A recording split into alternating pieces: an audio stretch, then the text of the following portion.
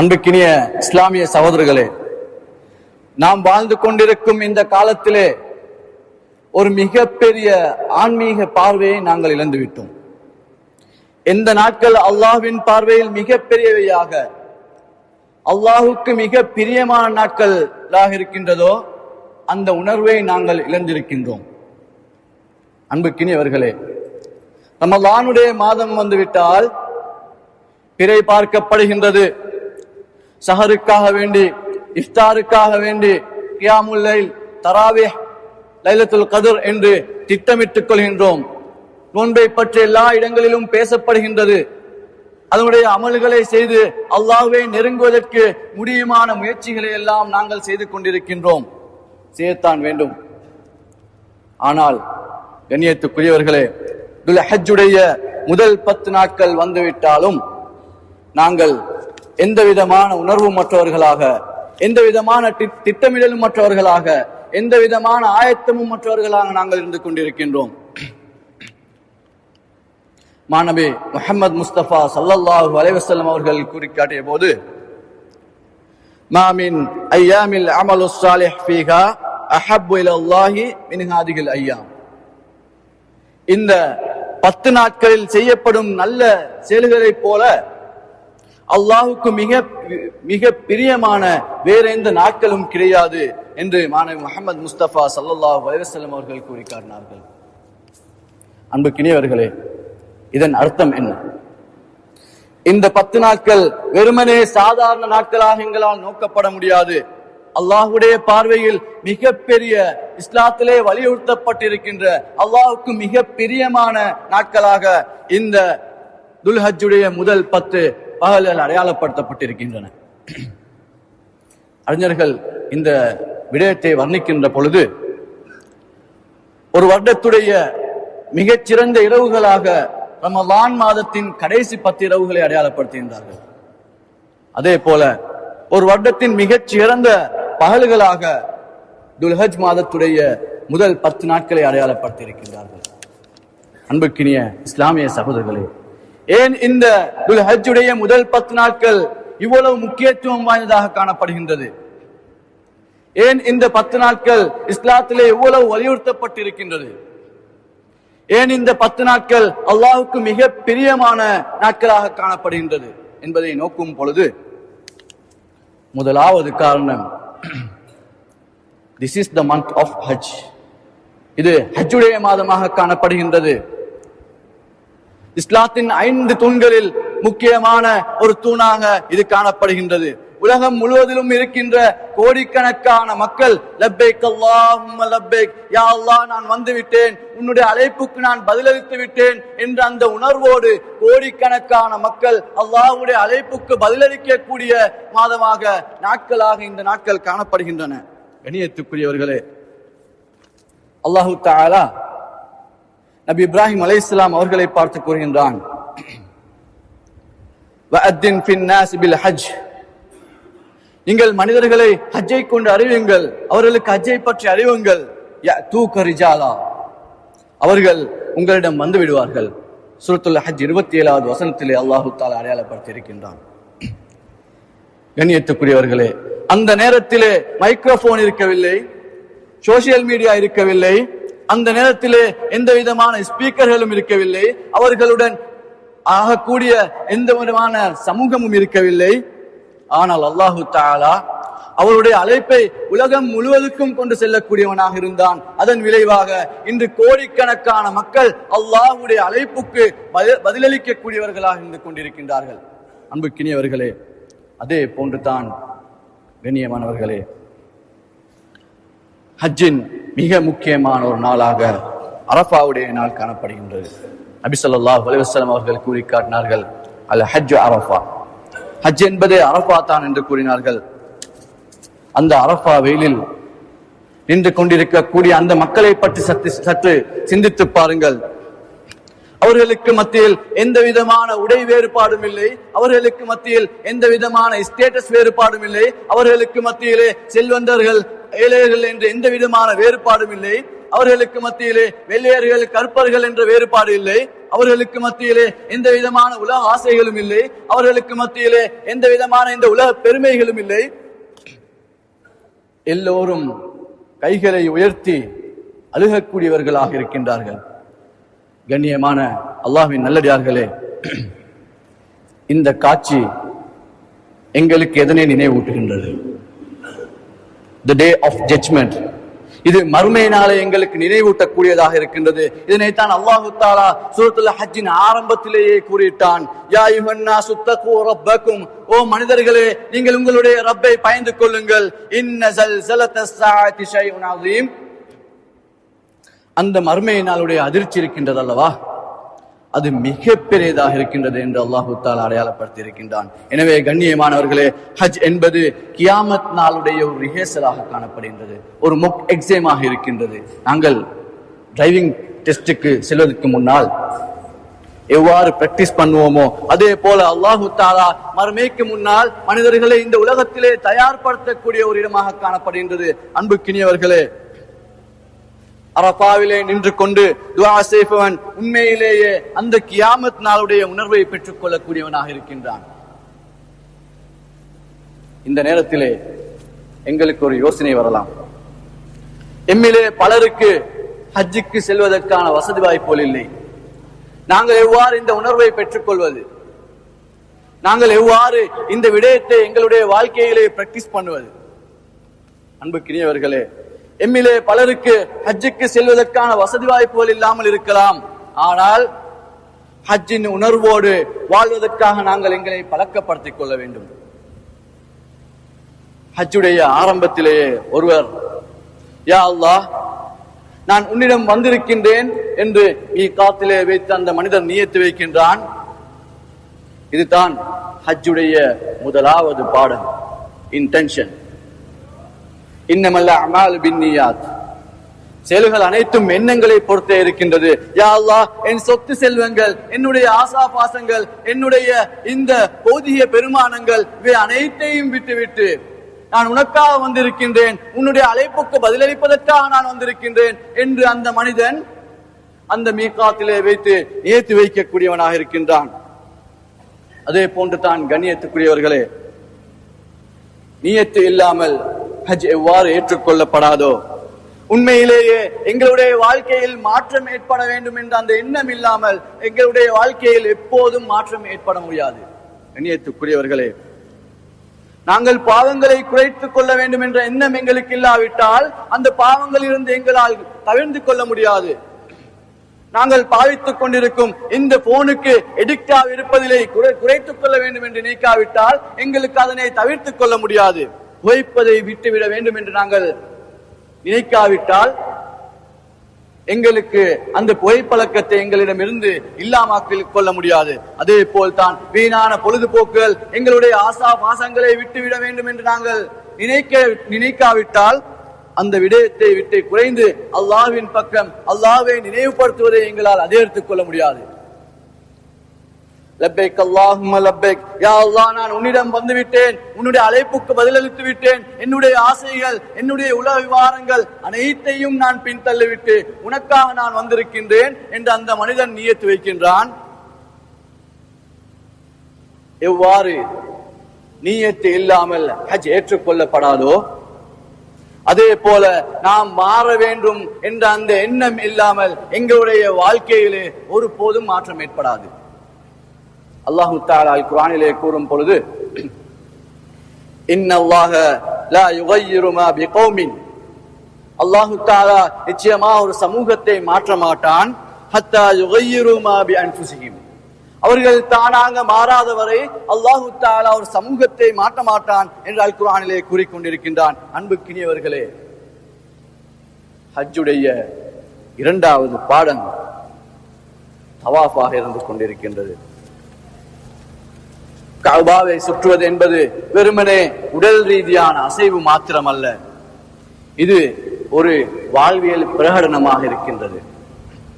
கோடிக்கணக்கான மக்கள் ஒரே புள்ளியை, ஒரே மைய புள்ளியை அவர்கள் ஒரே திசையிலே சுற்றக்கூடியவர்களாக இருக்கின்றார்கள்.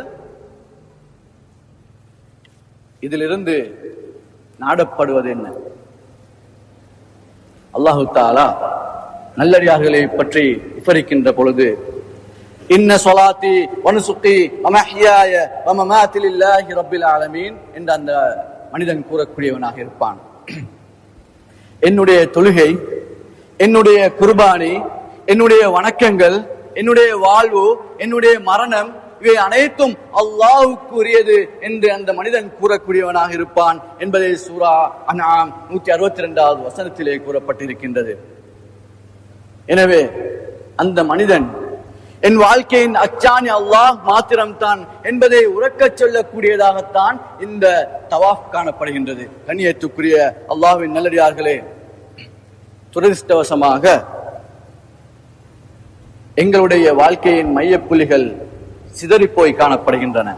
பல நேரங்களில் எங்களுடைய கவலைகள், எங்களுடைய யோசனைகள், எங்களுடைய தேடல்கள் அனைத்தும் பணமாகவும் புகழாகவும் பட்டம் பதவிகளுக்காகவும் பௌதிக பெருமானங்களுக்காகவும் இந்த மனிதர்களை சுற்றியுமே எங்களுடைய தேடல்கள் அனைத்தும் காணப்பட்டுக் கொண்டிருக்கின்றது. கண்ணியத்துக்குரிய அல்லாஹ்வின் நல்லடியார்களே, அல் குர்ஆனிலே அல்லாஹ் தஆலா இதனை விவரிக்கின்ற பொழுது அமை யதவக்கல் அலல்லாஹி ஃபஹுவ ஹஸ்புஹ், யார் அல்லாஹ்வை முழுமையாக சார்ந்திருக்கின்றார்களோ அவருக்கு அல்லாஹ் போதுமானவன் என்று அடையாளப்படுத்துகின்றான்.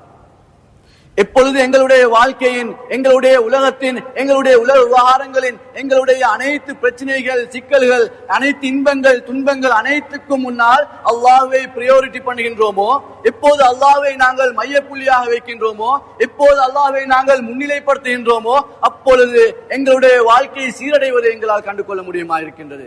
அப்பொழுது எங்களுடைய வாழ்க்கை ஒரு ஒழுங்குக்கு வருவதை எங்களால் கண்டுகொள்ள முடியுமா இருக்கின்றது. கண்ணியத்துக்குரியவர்களே, அல்லாஹ்வின் நல்லடியார்களே, மூன்றாவது பாடம் சை. கண்ணியத்துக்குரியவர்களே, சஃபா மருவா மலைகளுக்கிடையே ஓடுவது என்பது வெறுமனே உடல் ரீதியான பயிற்சி மாத்திரமில்லை. இது ஒரு டிட்டர்மினேஷன், இது ஒரு எஃபர்ட், இது ஒரு உறுதி, இது ஒரு முயற்சி, இது ஒரு நம்பிக்கையாக காணப்படுகின்றது. இவை அனைத்தின் ஒரு சங்கமமாக இது காணப்படுகின்றது. அன்புக்கினியவர்களே, உதவி கிடைக்காது என்று தெரிந்தும், தண்ணீர் கிடைக்காது என்று தெரிந்தும், அந்த இடத்திலே உணவு கிடைக்காது என்று தெரிந்தும், மனிதர்களால் எந்த மனித நடமாட்டமும் இல்லை என்று தெரிந்தும், யாராலும் உதவி செய்ய முடியாது என்று தெரிந்தும் அன்னை ஹாஜரா அலைஹிஸ்ஸலாம் அவர்கள் முயற்சியை கைவிடவில்லை. இருந்தாலும் அல்லாஹு தஆலா என்னை கைவிட மாட்டான் என்ற அந்த நம்பிக்கையில் அன்னை ஹாஜரா அலைஹிஸ்ஸலாம் அவர்கள் வெற்றி பாலைவனத்திலே ஓடிய ஓட்டம் தான் இன்று ஹஜ்ஜுடைய ஒரு அங்கமாக காணப்படுகின்றது. இதிலிருந்து எங்களுக்கு தெளிவாவது என்ன? கண்ணியத்துக்குரியவர்களே, அல்லாஹு தஆலா எங்களிடம் எங்களுடைய முடிவை, எங்களுடைய ரிசல்ட்டை பார்ப்பது கிடையாது, எங்களுடைய முயற்சியை தான் பார்க்கின்றான்.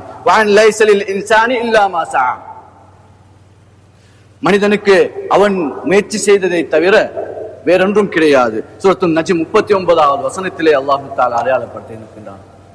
இன்னொரு வசனத்திலே வல்லதீன ஜாஹது ஃபீனா லனஹ்தியன்னஹும் சுபுலனா, எவர்கள் நமக்காக முயற்சி செய்து போராடுகின்றார்களோ அவர்களுக்கு நாம் நிச்சயமாக நல்வழியை காட்டுவோம், எங்களுடைய வழியை காட்டுவோம் என்று அல்லாஹு தஆலா சூரா அன்கபூத் 69வது வசனத்திலே கூறி காட்டியிருக்கின்றான். அவ்வாறாக இருந்தால் எங்களுடைய வாழ்க்கையிலே நாங்கள் எவ்வாறு சை செய்வது, எங்களுடைய வாழ்க்கையிலே நாங்கள் எவ்வாறு முயற்சி செய்வது?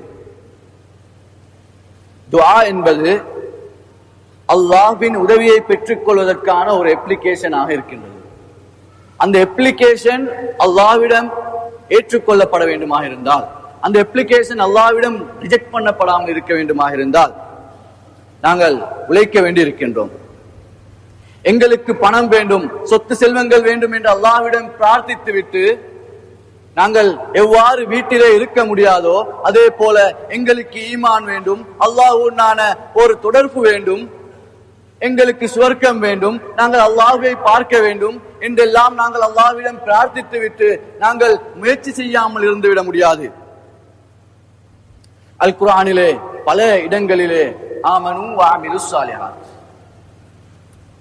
ஈமான் கொண்ட ஒரு மனிதன் இன்ஸ்டன்டாக ஈமான் கொண்ட ஒரு மனிதன் அடுத்த கணம் அவன் செய்ய வேண்டியது அமலு சாலிஹ், அஹ்சனுல் அமலா, அவன் சிறந்த செயற்பாடுகளை சிறந்த விடயங்களை அவன் தன்னுடைய வாழ்க்கையிலே செய்ய வேண்டும். அன்னை ஹாஜரா அலைஹிஸ்ஸலாம் அவர்கள் ஒரு முறை ஓடிவிட்டு நின்று விடவில்லை. அவர்கள் 7 முறை ஓடுகின்றார்கள். சஃபா மருவாவுக்கு இடையிலே 7 முறை ஹாஜரா அலைஹிஸ்ஸலாம் அவர்கள் ஓடுகின்றார்கள். சாத்தியமற்ற சூழல் என்று தெரிந்தும் உணவு கிடைக்காது, தண்ணீர் கிடைக்காது, மனித நடமாட்டமற்ற அந்த சூழலிலே அவர்கள் முயற்சியை கைவிடவில்லை. மீண்டும் முயற்சி செய்கின்றார்கள். மீண்டும் மீண்டும் முயற்சி செய்து கொண்டே இருக்கின்றார்கள். கண்ணியத்துக்குரியவர்களே, அல்லாஹ்வின் மீதான நம்பிக்கையை அவர்கள் கைவிடவில்லை. அதே போல நாங்கள் ஒரு விடயத்துக்காக அல்லாஹ்விடம் பிரார்த்தித்து விட்டு முயற்சி செய்யாமல் இருந்து விடக்கூடாது. அன்னை ஹாஜரா அலைஹிஸ்ஸலாம் அவர்கள் மலைகளுக்கிடையே ஓடுகின்றார்கள். ஆனால் அல்லாஹ்வுடைய ஏற்பாடு வித்தியாசமானதாக காணப்பட்டது. அவர்களுடைய காலடியிலேயே அவர்களுக்கான தண்ணீரை அல்லாஹ் தஆலா இறக்கி வைத்தான், ஏற்பாடு செய்து வைத்திருந்தான். கண்ணியத்துக்குரியவர்களே, நாங்கள் ஒரு திசையிலே முயற்சி செய்து கொண்டிருக்கும் பொழுது முயற்சி செய்யக்கூடியவர்களாக இருந்தால் அல்லாஹ் வேறொரு திசையின் மூலம் எங்களுக்கு உதவிகளை இறக்கக்கூடியவனாக இருக்கின்றான்.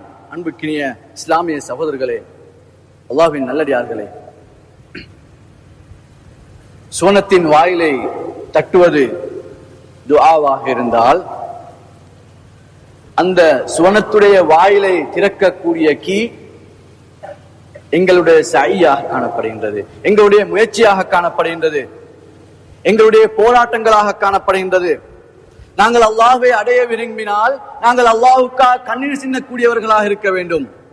நாங்கள் அல்லாஹ்வை அடைய விரும்பினால் அல்லாஹ்வுக்காக நாங்கள் வியர்வை சிந்தக்கூடியவர்களாக இருக்க வேண்டும். நாங்கள் அல்லாஹ்வை அடைய விரும்பினால் அல்லாஹ்வுக்காக கால் வலிக்க வலிக்க நடக்கக்கூடியவர்களாக, அல்லாஹ்வுக்காக நாங்கள் மீண்டும் மீண்டும் முயற்சி செய்யக்கூடியவர்களாக நாங்கள் இருக்க வேண்டும். அதற்காக தயாரானவர்களாக இருக்க வேண்டும். அன்புக்கினிய இஸ்லாமிய சகோதரர்களே, அடுத்த பாடம் தான் குர்பானி, உன்னதமான ஒரு தியாகம். குர்பான் என்ற சொல்லுக்கு அடிப்படை சொல்லாக அன்மிக்கது, அன்மித்தல், நெருக்கமாகுதல் என்ற கருத்தை தருகின்றது. அதாவது அல்லாஹ்வுக்கு நாங்கள் நெருக்கமாவதற்கு கொடுக்கக்கூடிய ஒரு விலைத்தான் எங்களுடைய தியாகமாக காணப்படுகின்றது.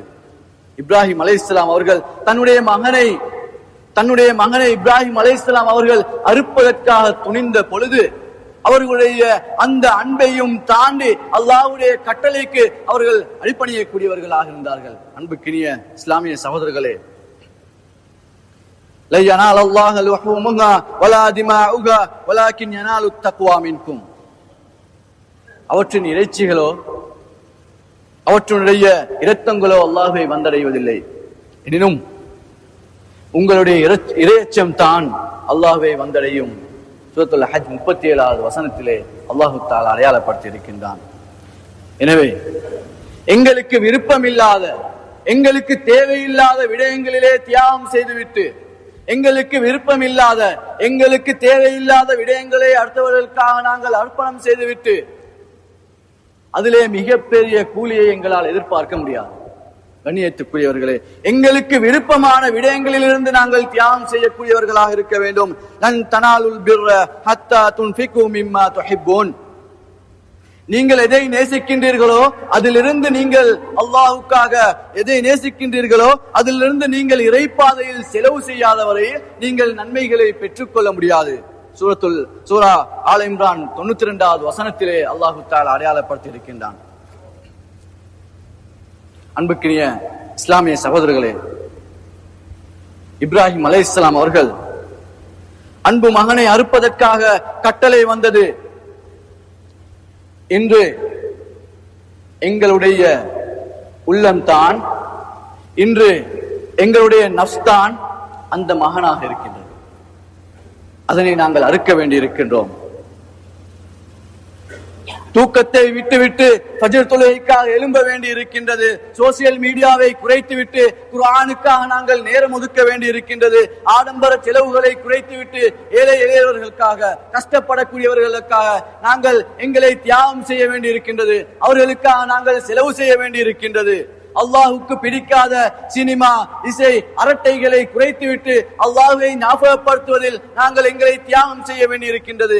நான் என்ற அந்த அகந்தையில் இருந்து நாம் என்று வாழ வேண்டியிருக்கின்றது. அன்புக்குரியவர்களே, அன்புக்கினிய இஸ்லாமிய சகோதரர்களே, இப்ராஹிம் அலைஹிஸ்ஸலாம் அவர்கள் அல்லாஹ்வுக்காக கத்தியை ஓங்கினார்கள். அதற்கு பகரமாக அல்லாஹு தஆலா ஒரு ஆட்டை இறக்கி வைத்தான். அதே போல நாமும் அல்லாஹுக்காக எங்களுடைய விருப்பங்களை நாங்கள் தியாகம் செய்கின்ற பொழுது நாங்கள் எதிர்பார்க்காத பகுதியில் இருந்து அல்லாஹு தஆலா எங்களுக்கு உதவி செய்யக்கூடியவனாக இருக்கின்றான். அன்புக்கினியவர்களே, அமைதியை தரக்கூடியவனாக இருக்கின்றான். அல்லாஹ்வுடைய இறை திருப்தியை தரக்கூடியவனாக இருக்கின்றான். சுவனத்தை தரக்கூடியவனாக இருக்கின்றான். எங்களுடைய ஈமான் அதிகரிக்கக்கூடியவதாக இருக்கின்றது. அன்புக்கினியவர்களே, இந்த 10 நாட்களிலே அல்லாஹு தஆலா மிக அதிகமாக எங்களுக்கு கட்டளையிடுவது அவனை ஞாபகப்படுத்துவதற்கு.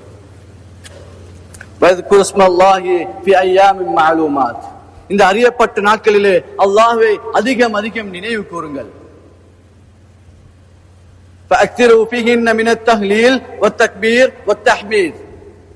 அந்த நாட்களிலே அல்லாஹ்வை தஹ்லீலை கொண்டும் தக்பீரை கொண்டும் எங்களுடைய பிரச்சனைகள், எங்களுடைய சிக்கல்கள், எங்களுடைய சந்தோஷங்கள், எங்களுடைய இழப்புகள், நாங்கள் எந்த இடத்திலே எந்த பதவியிலே இருந்தாலும் அல்லாஹ் மிக பெரியவன் என்ற அந்த தக்பீரை கொண்டு இந்த நாட்களிலே நாங்கள் அல்லாஹ்வை புகழக்கூடியவர்களாக இருக்க வேண்டும். அதே போல தஹ்மீத், எங்களுக்கு அல்லாஹ் தஆலா தந்திருக்கக்கூடிய அருட்கொடைகள் எங்களுடைய குடும்பங்களாக இருக்கலாம், ஒரு இஸ்லாமிய சூழலாக இருக்கலாம், ஒரு நேர்வழியாக இருக்கலாம், எங்களுக்கு தந்திருக்கக்கூடிய ஆரோக்கியமாக இருக்கலாம், அன்றாடம் பசி இல்லாமல் நாங்கள் உண்டு கொண்டிருக்கின்றோம். இவை அனைத்துக்காகவும் வேண்டி நாங்கள் அல்லாஹ்வுக்காக அல்லாஹ்வை புகழக்கூடியவனாக இருக்க வேண்டும். கண்ணியத்துக்குரியவர்களே, அதே போலத்தான் இந்த நாட்களில் அதிகமாக நாங்கள் பிரார்த்திக்கக்கூடியவர்களாக இருக்க வேண்டும். இது அரஃபா நாளின் மிக முக்கியமான ஒரு அமலாக காணப்படுகின்றது. நபி ஸல்லல்லாஹு அலைஹி வஸல்லம் அவர்கள் கூறி காட்டினார்கள், கைரு துஆஇ துஆஉ யௌமில் அரஃபா, துஆக்களில் சிறந்தது அரஃபா நாளிலே கேட்கப்படக்கூடிய துஆ என்று அடையாளப்படுத்தினார்கள். நபி இப்ராஹிம் அலைஹிஸ்ஸலாம் அவர்கள் தன்னுடைய குடும்பத்தை பாலைவனத்திலே விட்டு வந்த பொழுது அவர்கள் எவ்வாறு துஆ கேட்டார்கள் தெரியுமா? ரப்பி ஜஅல்னி முகீமஸ் ஸலாத்தி வ மின் ذُرِّيَّتِي, யா அல்லாஹ், என் இறைவா, என்னையும் என் சமூகத்தையும் தொழுகையை நிலைநாட்டக்கூடியவர்களாக ஆக்குவாயாக. அவர்கள் உணவை கேட்கவில்லை, தன்னுடைய குடும்பத்துக்காக அவர்கள் பானத்தை கேட்கவில்லை, தன்னுடைய குடும்பம் அந்த இடத்திலே தனியாக விடப்பட்டு வந்திருக்கின்றது, அவர்களுக்காக கேட்கவில்லை. கண்ணியத்துக்குரியவர்களே, தன்னுடைய சமூகத்துக்காக இப்ராஹிம் அலைஹிஸ்ஸலாம் அவர்கள் பிரார்த்தித்தார்கள். இவ்வாறு எங்களுடைய பிரார்த்தனைகளை நாங்கள் ஒழுங்குபடுத்திக் கொள்ள வேண்டும். அன்புக்கினிய இஸ்லாமிய சகோதரர்களே, இந்த 10 நாட்களும் வாழ்க்கையை மாற்றும் நாட்களாக நாங்கள் மாற்றிக்கொள்ள வேண்டும். மக்கள் தூங்குகின்ற பொழுது நாங்கள் விழித்துக் கொள்ளக்கூடியவர்களாக இருக்க வேண்டும். மக்கள் கவனிக்காத பொழுது நாங்கள் அல்லாஹ்வை நினைவு கூறக்கூடியவர்களாக இருக்க வேண்டும். மக்கள் உலகத்தை தேடுகின்ற பொழுது நாங்கள் அல்லாஹ்வை தேடிக்கொள்ள வேண்டும். இந்த துல்ஹஜ் எமது வாழ்க்கையின் ஒரு டேர்னிங் பாயிண்டாக நாங்கள் மாற்றிக்கொள்ள வேண்டும். எனவே யா அல்லாஹ், துல்ஹஜ்ஜின் 10 நாட்களின் பெருமையை உணரக்கூடிய உள்ளத்தை தந்தல்வாயாக. இந்த நாட்களில் நாம் செய்யும் அமல்களை அல்லாஹ்வுக்கு பிரியமான அமல்களாக ஆக்கியல்வாயாக. எங்களுடைய சாலிஹான அமல்களை ஏற்றுக்கொள்வாயாக. யா அல்லாஹ், அரஃபா நாளில் உன்னிடம் கண்ணீர் சிந்தி துஆ செய்யக்கூடிய அடியார்களாக எங்களை ஆக்கியல்வாயாக. உனக்காக sacrifice செய்து கொள்ளும் ஈமானை தந்தல்வாயாக. ஆமீன் ஆமீன் யா ரப்பல் ஆலமீன்.